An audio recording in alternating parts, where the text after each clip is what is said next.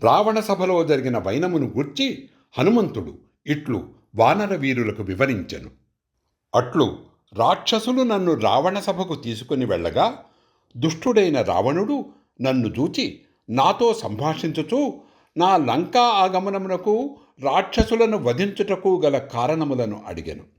నేనప్పుడు రావణునితో ఇట్లు హితవచనములు పలికితిని. ఓ రాజా, ఆ పనులన్నింటినీ సీతాదేవి నిమిత్తమై చేసి తిని. ఆమెను దర్శించుటకై వచ్చి క్రమముగా నీ భవనమును చేరితిని. నేను వాయుదేవుని సుతుడను, వానరుడను. నా పేరు హనుమంతుడు. నేను శ్రీరాముని బంటును, సుగ్రీవుని సచివుడను. రామదూతగా నేను నీ కడకు వచ్చి తిని. ఓ రాక్షసరాజా, సుగ్రీవుడు నీ హితము కోరి ఒక సందేశమును పంపెను. దానిని నీకు వినిపింతును, శ్రద్ధగా ఆలకింపుము. మహాతేజస్శాలి అయిన సుగ్రీవుడు నీ క్షేమ సమాచారములను అడిగను. నీకు హితకరమైన ధర్మమును, ధర్మబద్ధమైన అర్థకామముల ద్వారా నీకు మేలును గూర్చునట్టి సందేశవచనములను నీకై ఇట్లు నుడివెను. ఇవి సుగ్రీవుని మాటలు. ఓ రాక్షసరాజా, ఋష్యమూక పర్వతముపై నివసించుచున్న నాకు రణశూరుడైన శ్రీరామునితో అగ్నిసాక్షిగా మైత్రి ఏర్పడినది.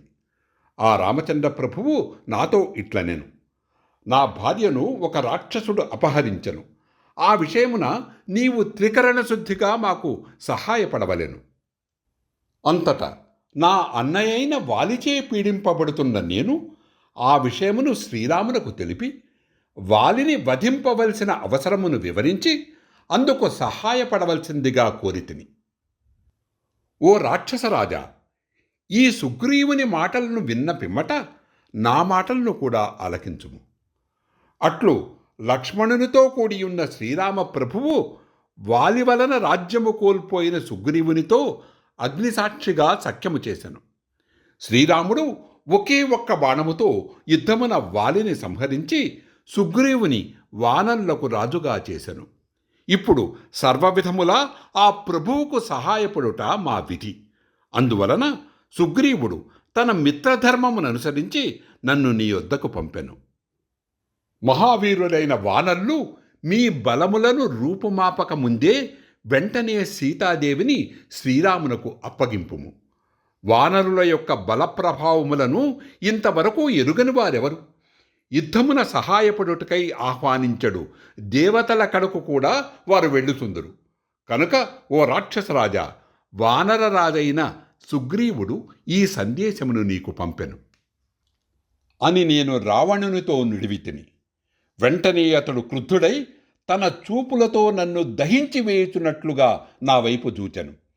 క్రూర కర్మలను ఆచరించువాడును దుష్టుడును అయిన రావణాసురుడు నా శక్తి సామర్థ్యములు తెలియక నన్ను చంపుటకై ఆజ్ఞాపించెను.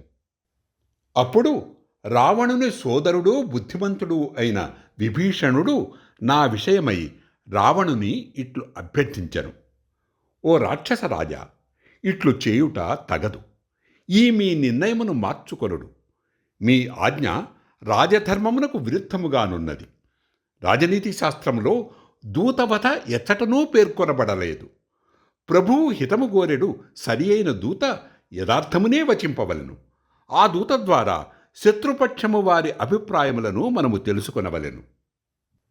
సాటిలేని పరాక్రమము గలవాడా, దూత ఎంతటి అపరాధమునచ్చినను అతనిని వికృత రూపముగా చేయవచ్చును గాని చంపరాదు అని శాస్త్రములు పేర్కొనుచున్నవి.